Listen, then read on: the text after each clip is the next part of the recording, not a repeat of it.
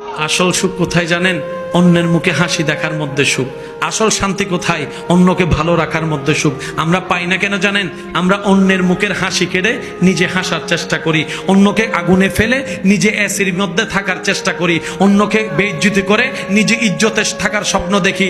কখনো পাওয়া যাবে না, কখনো পাওয়া যাবে না। কারণ রবের বান্দাকে, রবের সৃষ্টিকে যে কষ্ট দিবে, রব তাকে কখনো ছাড়বে না, রব তাকে কখনো ছাড়বে না, রব তাকে কখনো ছাড়বে না।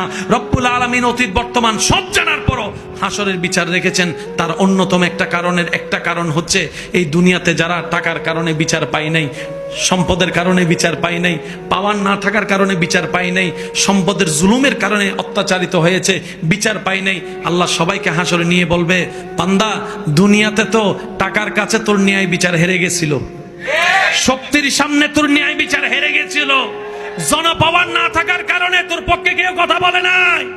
ও বান্দা, হাসরে আনছি আমি, আল্লাহ আছি তোর পক্ষে, এবার আমি ন্যায় বিচার করেই দেখাবো।